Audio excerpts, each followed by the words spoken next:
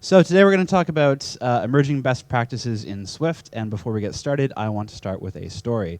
Last summer, Swift was announced and then released, and I was really excited because I really didn't like Objective-C. I went around giving talks about Swift and specifically about solving familiar problems in new ways because we have this whole new language. So it would be a shame not to take advantage of the new things that Swift can do. I was telling everyone to not treat Swift like Objective-C, and that's because I was terrified that we were just going to solve problems in the same way that we've always solved them with Objective-C, but using Swift syntax, and that really didn't sit well with me because I was so excited about Swift that the idea of not taking full advantage of the cool new things Swift can do just gives me shivers. But it turned out everything was fine. The community and Apple have exceeded my expectations in terms of what I had hoped for. We have embraced Swift and used its capabilities to explore the new ways that we can solve the familiar problems that we're all used to. Problems that exist on iOS, regardless of the language you use. We've actually taken a look and found new ways that we had no idea. No one knew how to do this before, and we figured it out. So those have become best practices. How do we talk about best practices in Swift? Well, I mean, this isn't a listicle of a talk. I'm not going to be giving you like the 13 best practices in Swift. Number 4 will blow your mind. Like, that's not really what I'm here to do. I'm here for two reasons, really.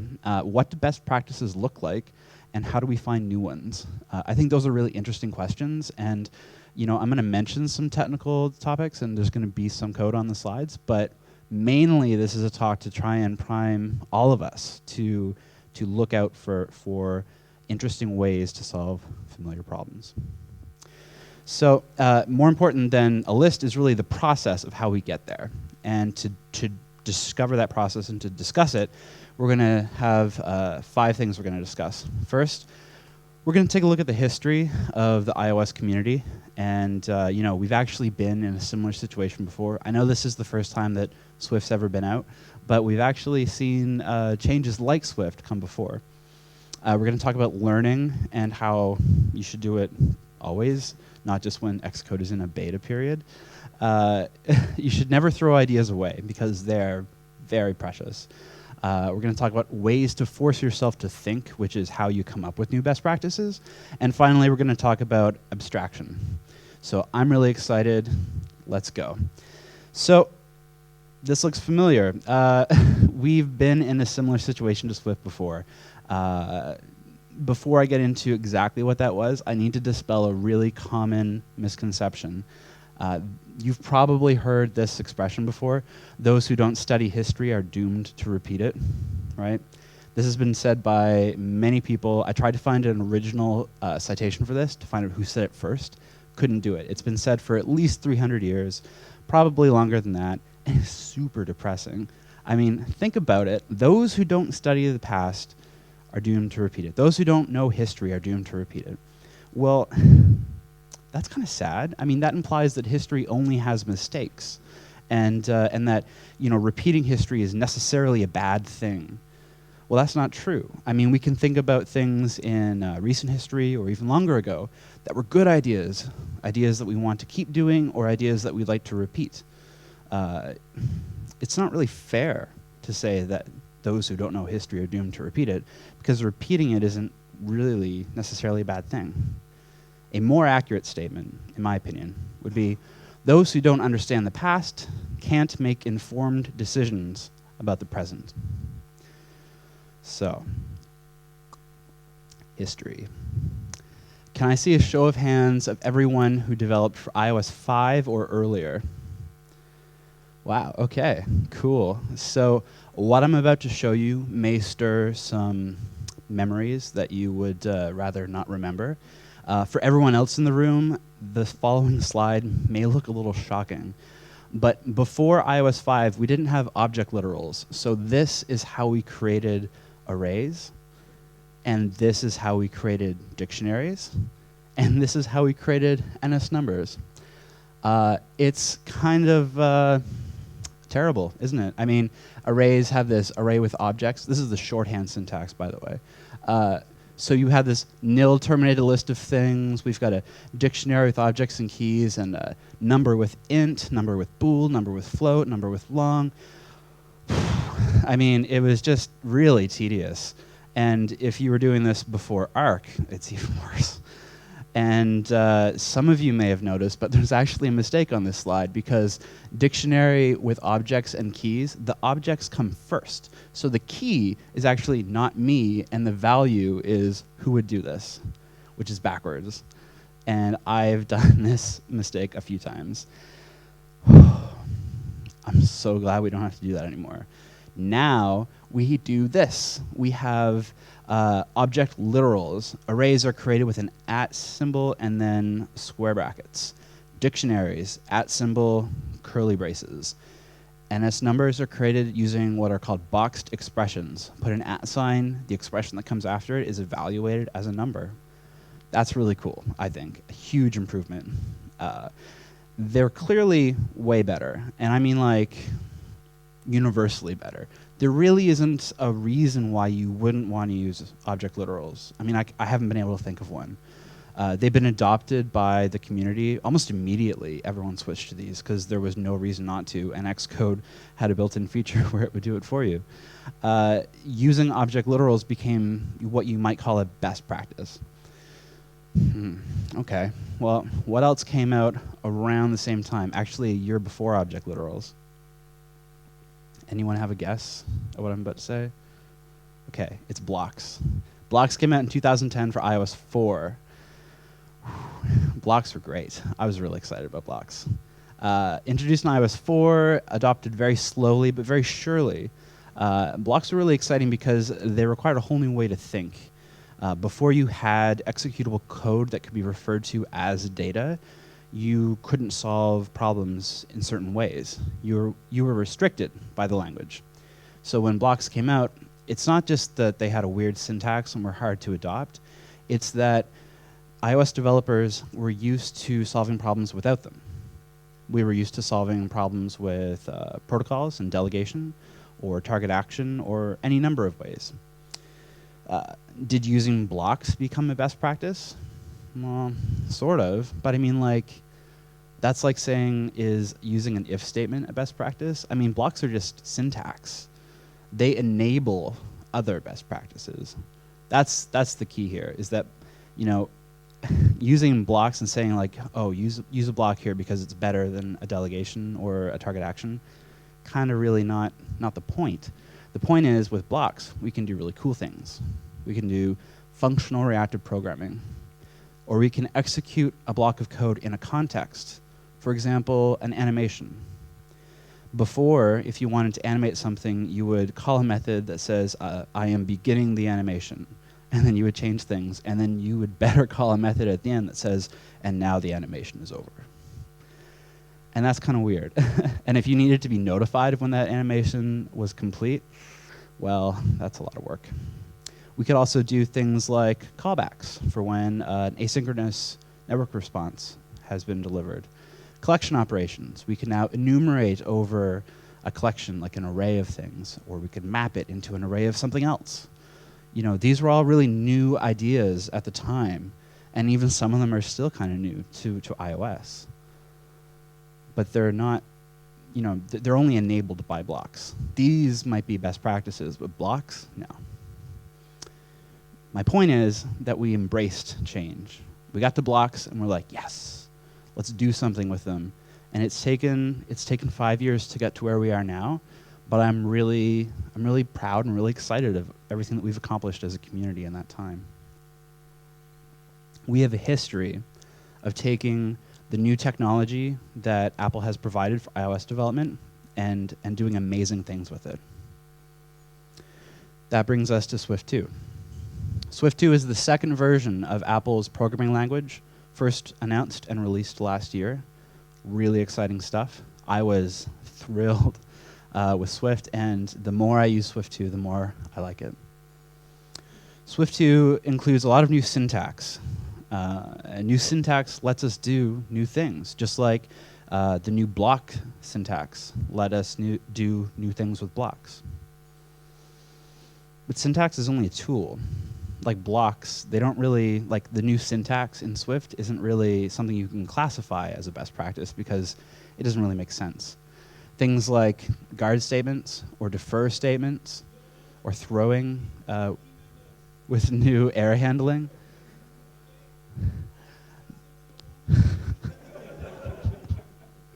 These are syntax, but there's not really a best practice of throwing something. I mean, like using defer isn't a best practice. A question that you might ask is, should I use guard? But that's not quite the right question, is it? The right question is, what can I do with guard? Now that I have this new capability and this new syntax, what can I do with it? That's a much more interesting question. Let's take a look at a few examples. First of all, we have the Pyramid of Doom, so named because it has this triangular pyramid coming in from the left, creeping towards the right. I'm sure you've all written code like this. I have, for sure. Writing code like this is really easy, but writing code is always easy. The hard part is reading it. And this code, particularly with the Pyramid of Doom, makes it even more difficult than it has to be. And Swift 2 introduced compound if-let statements and where clauses. So we have something like this now. This is semantically identical code. We're binding two variables to optional variables, and we have a where clause that obviates the need for one of the if statements. So let's take a look at another example, mutability. This is very Objective-C code. This is what I was afraid of when Swift came out. I was afraid that people were going to write this Swift. This is Objective-C in Swift syntax, and it looks terrible. I'm not even going to go over what it does, because it doesn't matter. It's terrible. What we want to write instead is something like this. This is the same function. It takes an array of strings, and it takes a prefix, and it returns you any of those strings that you gave it that start with the prefix. That's all it does. It's a lot less typing, and it's a lot more expressive. It may be, equally easy to write, but it's a lot more easy to read. It's more expressive. Another thing I want to talk about is currying. This is one of those weird words that you may have heard, and you may have avoided it because some of these functional programming gurus are kind of jerks and they use it a lot. But it's actually a really useful tool, and it's not as complicated as you might think. Currying is really useful for when you have a function and another function, and they do almost the same thing. It's really useful for providing a little bit of customization to a function. So let's take a look at an example. Here I have a function called contains @. It takes a string, returns a Boolean, and it returns true if that string contains an @. Fairly straightforward. Now you have, say, an array of strings called input. You can filter them based on which ones contain an @. Because we have a function here, functions are identical semantically to closures, and the filter function takes a closure that goes from whatever's in the array to a Boolean, we can pass in a reference to the function directly into the filter closure. This is good. This is great. But it can be even better. Let's take a look at currying. Now, instead of a contains @ function, we have a contains function. It takes a substring and it returns a closure. And that closure goes from a string to a Boolean. And you can see the closure that we're returning inside the function takes a thing called a string, returns a Boolean, and does the exact same thing, except now instead of an @ literal, we're using the substring parameter passed into the original function. And we can call it like this. So now, instead of having a function for contains @, a function for contains %, a function for contains $, we just have one contains function. We give it the little bit of customization that it needs, and it does the rest for us. This is really powerful, and it's so important to the Swift developers at Apple. I don't mean like I'm a Swift developer. I mean the people who develop Swift, that they introduced syntactic sugar for it. This is a semantically identical expression. It goes from a substring and returns you a closure that goes from string to bool. It looks a little funny at first, but I'm telling you, like, the first or second time you do this, you get used to it really quickly, and it's so much fun. Another really interesting thing that Swift let us do, Swift 1 even, associated values on enums. You create an enum, you attach an associated value to it, and you extract that value through a case statement. In Swift 1, case statements were only available inside of a switch block. So you would write code like this. You have an enum at the top, has a success and a failure. If it failed, we'd like to know why. So we have an associated value, a reason. It's a string that we can present to the user about why something didn't work. Say there's a function called doThing. It returns one of these results. If it's a success, then we print party time. If it's not, then we can extract the reason from the case and print it out too. And this was great.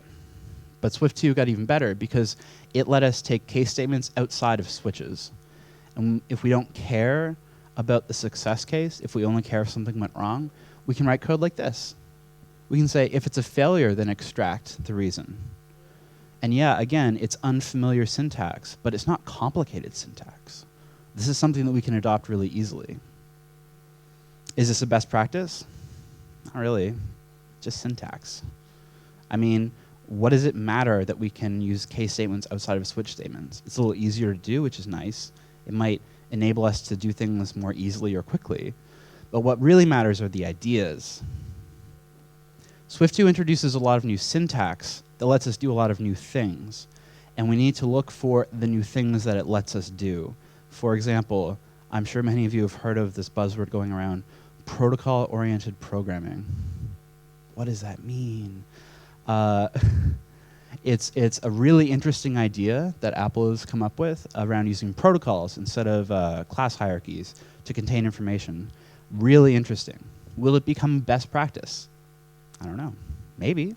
Hopefully. I mean, I think it looks really cool. Unfortunately, I don't have time to go into it right now. I just encourage you to all go watch the WWC video. So Apple has cool ideas about what a best practice in Swift might look like. I bet other people have ideas too. Let's go ask them. There are other communities out there besides iOS, besides Objective-C and Swift. Apple has clearly taken cues from other programming languages like Ruby and JavaScript and Scala, and there are tons of communities out there who have similar syntax and similar capabilities to Swift. I wonder what solutions and what best practices work for them and why. Are the solutions that they use something that we could use? Are the solutions that they choose not to use something that are appropriate for us? We should go out and ask them. Or better yet, we should go out and learn Python over a weekend. It's been on my to-do list for like a year. Just to see what they do and see if some of those ideas can be brought over to Swift. So how do you tell if something is just a piece of syntax or if it's an idea that can become a best practice? Well, you can't. I've been lying to you. It's a very false dichotomy. There is no right or wrong. There's nothing that says, well, this is syntax, but this is an idea. It's the if-else statement I mentioned earlier. Is using an if statement a best practice, or is it syntax? Well, it's kind of both, isn't it? I mean, how would you do things without if statements? So what I'm trying to say, I guess, is that we just have to go try stuff. We have to try things and see maybe they'll work, maybe they won't, but we won't know until we try. Which brings us to never throw away ideas. Swift was released, and I treated it like object literals instead of blocks. I treated it as something that we should use all the time because it's universally better, and I threw away the ideas that Objective-C had. Some of those ideas are worth keeping. For example, Swift still doesn't have a replacement for key value observation. That's something we still need to use the Objective-C runtime for. So older ideas have merit too. Even if a community maybe there's something interesting in COBOL that would be really cool to implement in Swift. I don't know because I haven't learned COBOL. I'm not going to, but it's something worth exploring and worth thinking about. The tragedy is that iOS developers throw things away all the time. I mean, in general, developers do, But iOS developers do it a lot. Why? Well, we'll get to that eventually, but I want to take you through a sort of pattern that I've noticed in my own career, and maybe you've noticed it in yours or others as well. We have a beginner. They've never programmed before, and they're learning iOS. They learn something. Say they're learning Objective-C, and they're bad at it because they're a beginner, and beginners are bad at things. That's okay. That's how we learn, is to be bad at things and improve. But the thing is, they blame their frustration on the thing. They assume that because they're frustrated with it and they're bad at it, that it must be bad. But they get more experience. They learn Objective-C and they learn iOS. And then Swift comes out. There's a new thing. Learning the new thing is easier than learning the old thing was. They assume it's because the new thing is better. But in reality, it's also because they have more experience and it's easier to learn things. So they've mixed these two ideas up. They've crossed wires in their brain. They had an old thing that was hard to learn because they were a beginner. They have a new thing that's easy to learn partially because they have more experience. And this is why new ideas are appealing. This is why the new and shiny APIs that come out every year are so exciting, while the old ones are so terrifying and gross. You know, we blame the older version of iOS. I mean, it's a running joke in our community that we can't wait to drop iOS 9 support. Like, I can't wait for iOS 10. Yeah. iOS is constantly changing. Apple is always providing us with brand new APIs. That means that there's a constant supply of old APIs for us to be angry at and for us to blame. I don't think they're doing this on purpose. Like, I think Apple is doing their best to give us APIs that enable us to build cool applications, because that will make them money. But this is a side effect. And it's not something we need to be like ashamed of or anything. It's just something that would be nice to acknowledge and realize that you know, if we see ourselves doing this, maybe step back and think about, well, maybe iOS 8 or 7 or whatever the old one is isn't so bad. All right, so I want to take a little sidetrack. This is something that's been on my mind for a long time. I want to talk about refactoring. This is a term that I hear all the time. People tweet about refactoring a view controller or refactoring an object into some smaller objects. Maybe they talk about refactoring an entire project over the weekend. You keep using that word. I do not think you know what it means. I do not think it means what you think it means. Okay. So what is not a refactor? Well, if you are adding new functionality, that's not a refactor.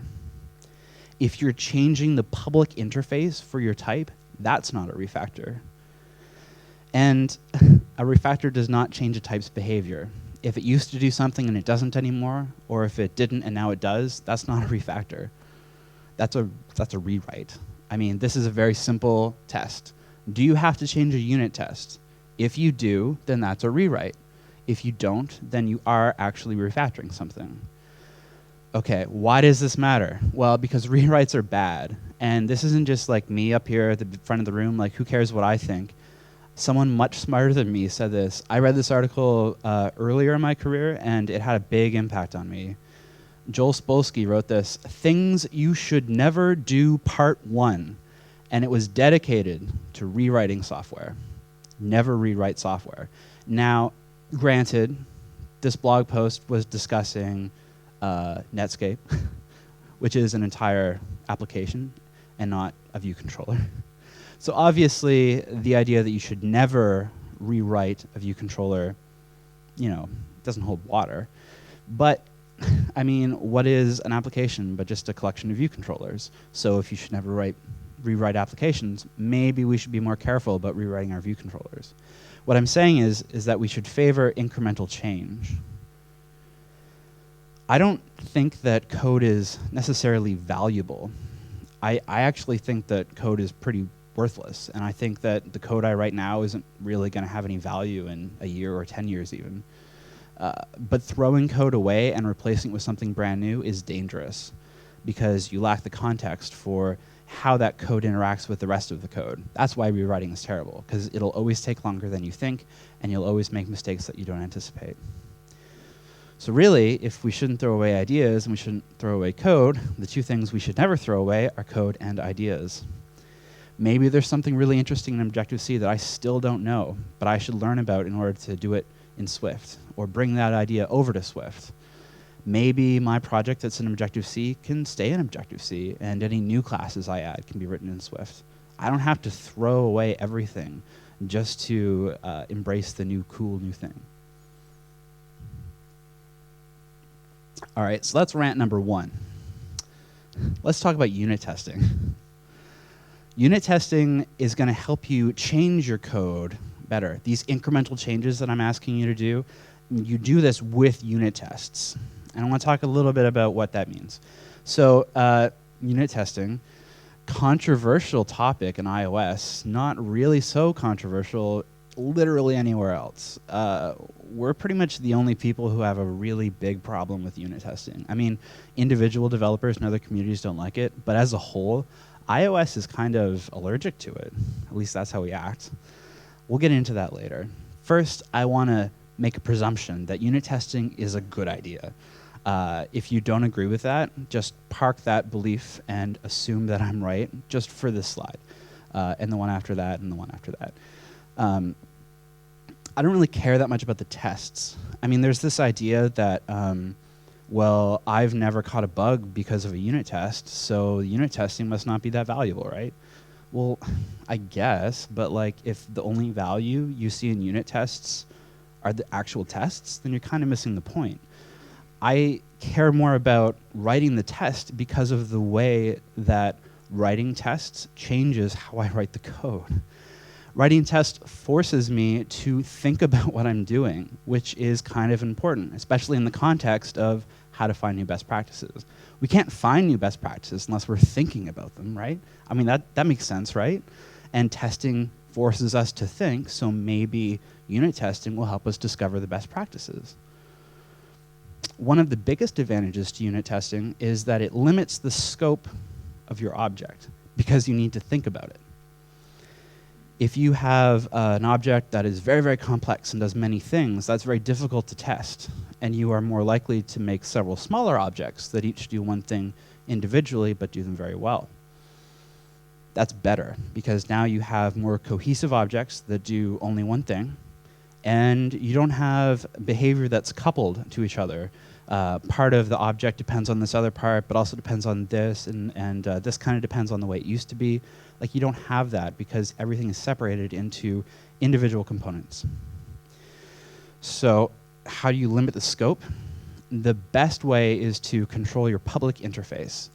And you do that in conjunction with something called dependency injection, which is the scariest word in software development, I think. I mean, dependency injection.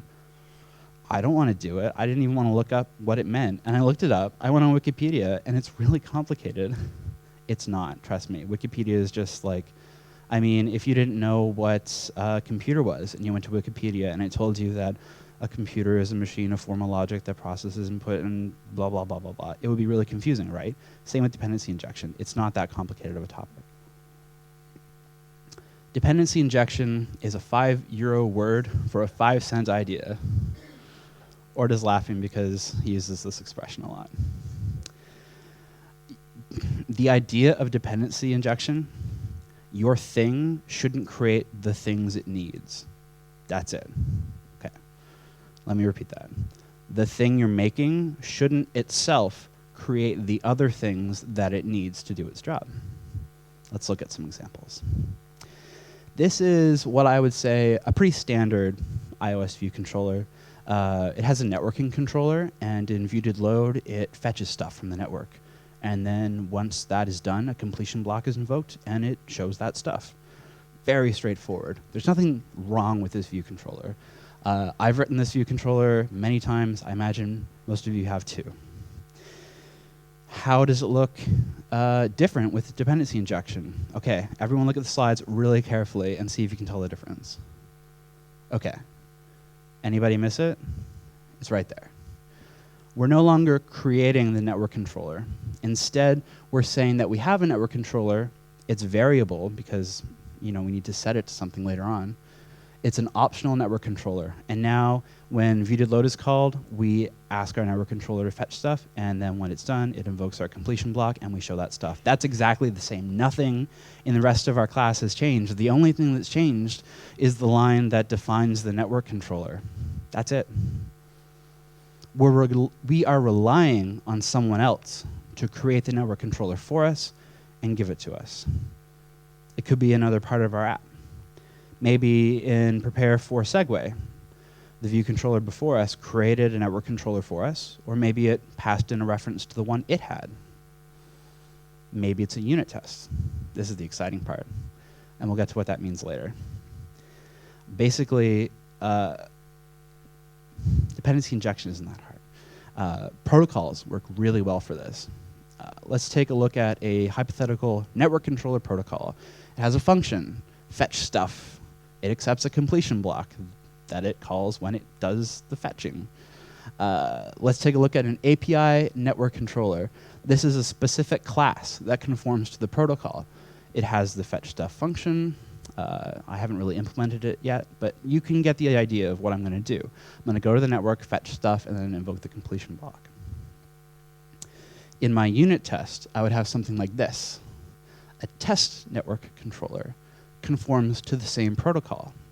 But instead of fetching from the network, it uses stubbed data that I know ahead of time, and it immediately invokes the completion block. Now I can configure the test controller, pass it into the view controller, and ask the view controller to do something and test its behavior. So basically, I have a protocol, and I've got a real thing that does whatever. I don't care about that for the purposes of unit tests. I'll test that independently later. I have a protocol, and I conform to that protocol in my mock, this test network controller. I do something that I know what it's going to do ahead of time, and I know how I expect the view controller to react, and then I test to make sure that reaction is what I expect. That's all dependency injection is. The use of protocols helps you limit scope because you have a clearly defined contract about what your individual object is supposed to do. Adding a method to your protocol now becomes a decision. You don't have access to the entire class list of functions, even the internal ones that you really shouldn't know about. If it's not in the protocol, you can't call it. Deal. That's it. If you want to call it, you have to make the decision to add it to the protocol. That's fine. Sometimes it makes sense to. But dependency injection is more useful than just that. Let's talk about shared state and singletons. And there he is. So Saul's probably going to, I don't know what his reaction is going to be to this. Anyway, singletons aren't that bad if you use dependency injection. Let's say we have this function called load app setup. It's something you call when your app launches. Its responsibility is to check and see, have I launched before? If I have not launched before, then show the user something, maybe a login screen, whatever, who cares? The point is, it grabs something out of NS user defaults, standard user defaults, and if it hasn't happened yet, then it calls some function. How would you test that? I have no idea. What, you're going to clear out the standard user defaults and then set them up for your specific test, and then, oh, you've got to make sure to clear them out afterwards so it doesn't pollute the next test you're on. I mean, that sounds like a lot of work. So dependency injection would have us inject the defaults into the function. That's it. This is now a dependency injection friendly function. But, I mean, don't be an ideologue. It doesn't always make sense to do things. Sometimes you need to break the rules, and sometimes you need to cheat. Sometimes you need to bend the rules, and sometimes you need to ignore them altogether. This is how I would cheat with that function. I would say, okay, same thing, but I'm going to provide a default parameter value of the standard user defaults. So now if I don't specify a parameter, it's going to fall back to the standard user defaults. And that's great for my application because it's less typing for me. But in my unit tests, then I can create my own user defaults that aren't the standard ones, that aren't shared with anybody else, and I can inject them in. This is what it looks like. Load app setup, nothing has changed from the rest of the application's perspective.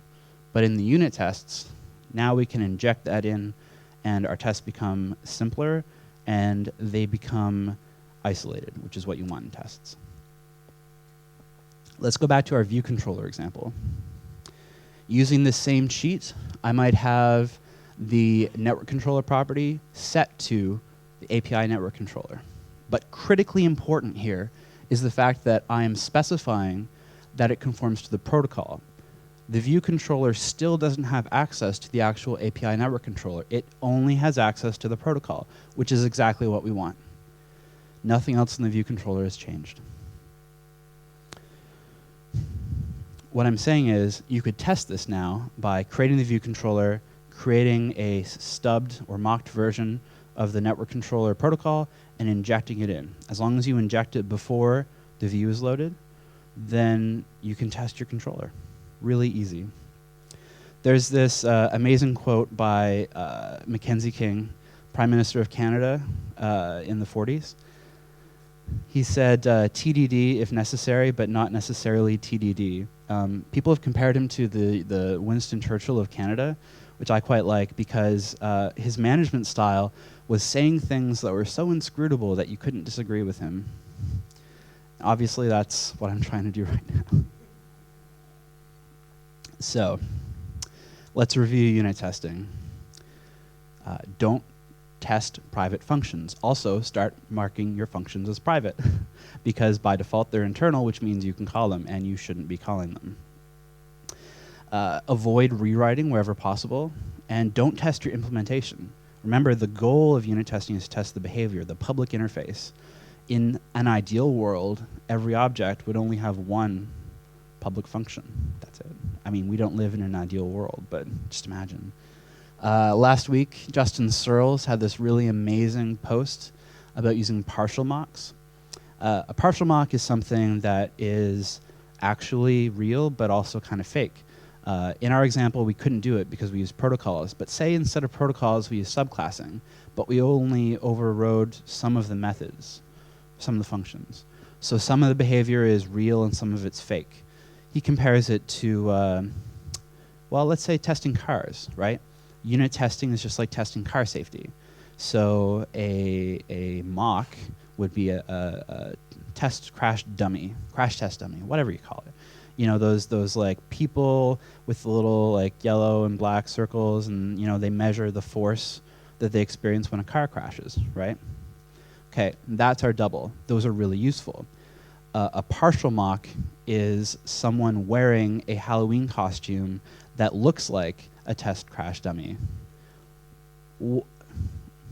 How is that useful in testing the safety of the car? You probably don't want to crash them into a wall and see if they survive. It'd be much better to use a full actual test crash dummy.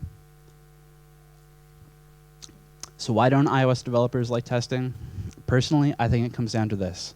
It's unfamiliar and no one forces us to do it, which is a pretty silly reason not to do something. I mean, going to the doctor is unfamiliar and I don't like to do it, and my mom hasn't forced me to go to the doctor in 10 years. So maybe I should go to the doctor if I'm feeling sick, even though I don't like to. That's the same thing with unit testing. It's good for us, even though it feels a little weird at first. I couldn't come up with a better metaphor, I'm sorry. The point is, testing has made me a better developer, and I think it'll make you a better developer too if you try it. Most importantly, I want to make code that's easy to maintain, that's easy to expand upon later, and that I'm proud of. And unit testing helps me do those three things. All right, last section of the talk, abstraction. Oh, this has already been an abstract talk, and now he's going to talk about abstraction. Oh my God. I worked at a company who said this: if you are repeating 2 or more lines of code, then you're doing it wrong. You need to find an abstraction and do it a better way. What? I mean, creating a label and then adding it to my view, that's 2 lines of code. Yep, abstract it. Okay. Wow. At first, it was so difficult to do, but after a day or two, I actually kind of liked it. And after a few weeks, I went back to my old project, and I thought it was bananas. I mean, look at all this duplicated code. I'm adding a label here and here and here and here. It was terrible. I really didn't like it. And now I try and take this to heart. I don't always do it, but it's something I'm always looking for. You're already learning new syntax with Swift 2. Let's look for new abstractions along the way. Let's try new things. And not all the ideas are going to work out. In fact, most of them won't. But that's okay. You should still do it. Experimentation has really valuable personal and professional benefits. It's satisfying to play around with a new thing. I mean, this is why we all download the betas of Xcode and try and build things with them, because it's fun. It's fun to try new things. So let's do that with abstractions too. It's also professional development, because if we find something new that works really well, then we can build better code. That's better for our employers. That's the case you should make to your boss when he's like, why are you downloading the Xcode beta? That's how you do it. And yeah, it's a good idea. I had another point, but I forgot. There's really, I mean, even if you try something and it doesn't work, this is the point, I remembered. Even if you try something and it doesn't work, you still understand that solution. So you try a technique and it blows up in your face. Well, now you know that you shouldn't use that technique. But maybe that technique would be valuable in another scenario, another solution, another problem somewhere else. You know, when you try something, maybe it doesn't work, but you still learn something. And in my opinion, that's the case for the idea that there's no such thing as a failed experiment. If you try something and it doesn't work, if you have an idea and it turns out you're wrong, you still learned something. So in that way, it's a success. Some people say that there is not always time to experiment. You've got crunch time. You know, you've got to put out a lot of code in a very small amount of time. And that happens. But it's important to try to experiment when you can. And when you can't anymore, then you'll fall back down to a different level of abstraction. And that's a better level of abstraction than when you started. I made a graph. Okay, laser pointer. So here you can see the beginning at this talk right now. And I'm encouraging you to experiment and try new things. And you're going to write unit tests along the way. And oh my God, look, oh, you're getting so much better. You're working at such a high level of abstraction. That's great. Oh, now it's crunch time. You've got a deadline. You've got to ship to the App Store. And you don't have time to write unit tests. You don't have time to explore. You don't have time to try new things. Oh my God, oh look, you're there, which is still a lot higher than where you were when you started. You can fall back to a position later. You don't have to always write unit tests. You don't have to always test. You don't have to always experiment.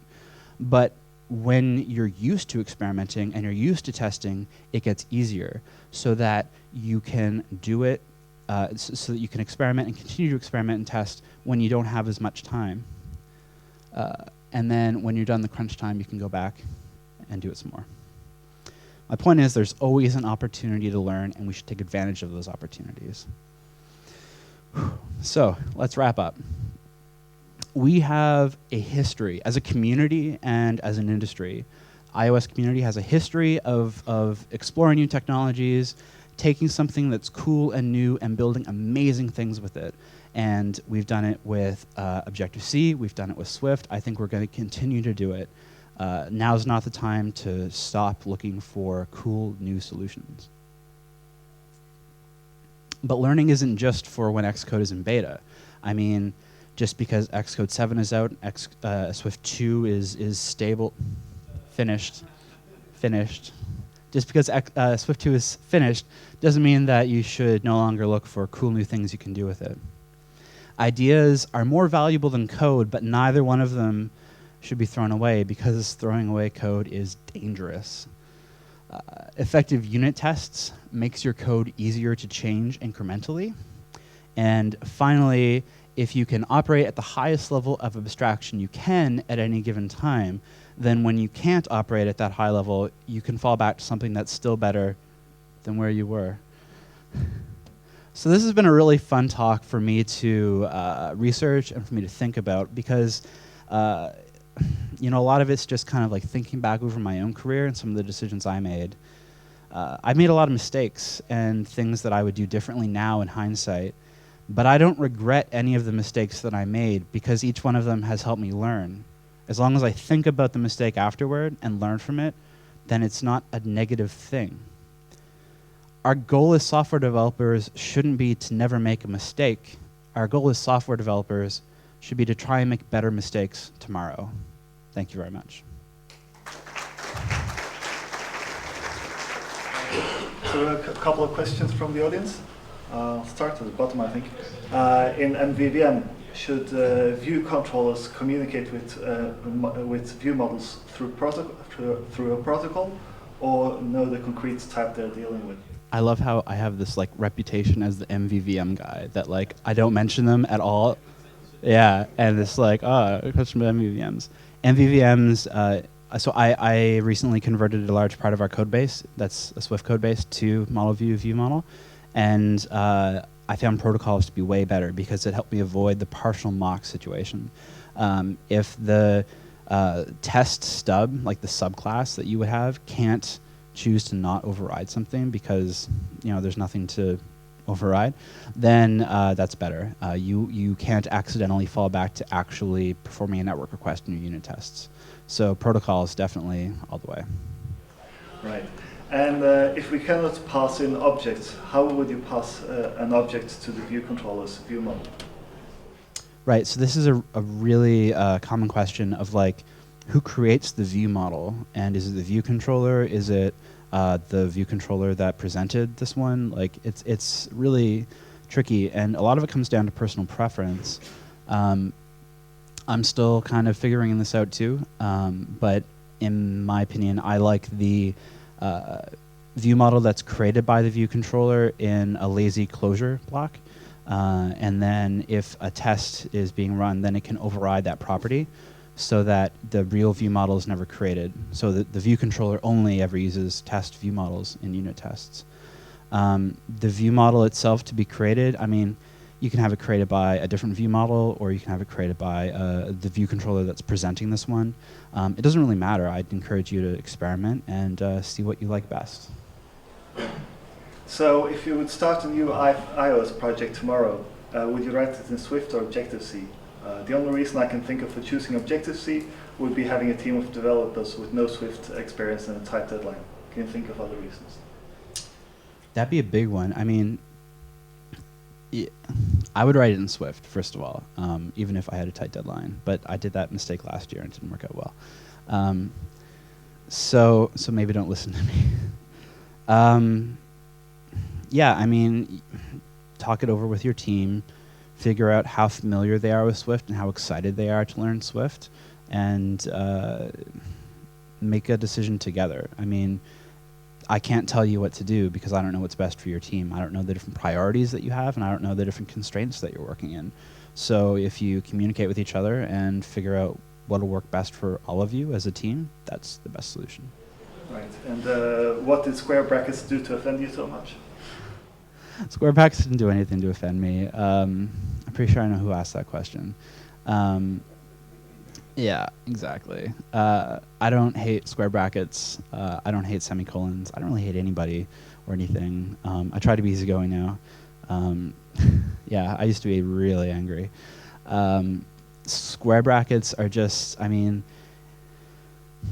they make certain types of programming, like functional reactive programming, more verbose than they need to be. That's what I would say is the case against square brackets. Right, and of course these are totally anonymous, so what did Canada do to, when is Canada going to land on Mars? Land on Mars? Well, I mean, we invented the space arm, the Canadarm. Yeah, that's actually what it's called, by the way. It's the big, it was really popular in the space shuttle days, and it was this like multi-articulated arm that could like rotate and grab like space telescopes and things and like do stuff with it. Yeah, thank you for verifying that. So I don't know when we're landing on Mars, but I know if we do it, it will be for the benefit of all humanity, like our keynote speaker this morning discussed, and not for just the benefit of one nation. Other questions from the audience? I kind of have one, because you talked about doing a lot of experiments, and some of them are, of course, being bad. Eventually they will end up in production, and somebody has to maintain them for a very long time afterwards. So if everybody's experimenting all the time, then you will have a fun time producing code, I think. That's true. I guess I should have stipulated that if an experiment doesn't work out the way you think, then you should throw it away, or at least not merge it into master. The idea... About actually is like feature branch experiments. It's not like let's do weird stuff and see what happens. Yeah, exactly. I'm not like the spaghetti against the wall approach or anything like that. Ideally, you'd be working on experiments in a playground, not in a production application. But that's where I do it, so Hey Ash. Hey, how's it going? Good. How is it going to you? A little tired. Okay, that's an easy one then.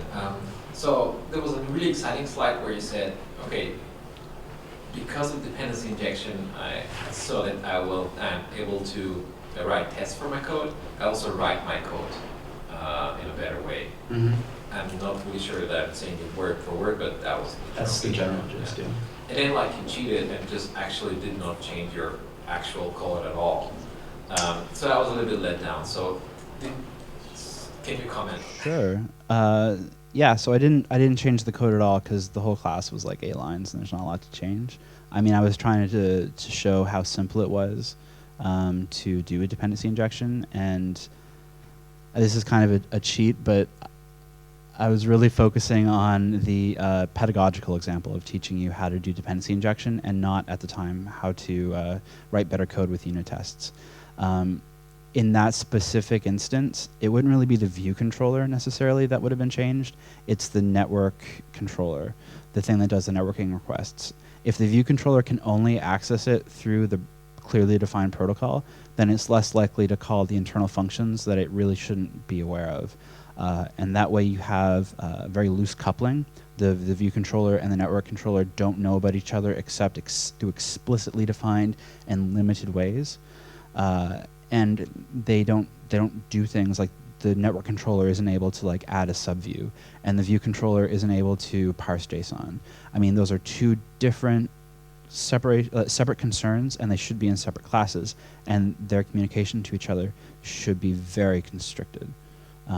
So I think maybe in a future version of this talk, maybe one that's, instead of calling it like merging best practices, what if I actually gave a talk on unit testing? Maybe I'd go into more detail about that.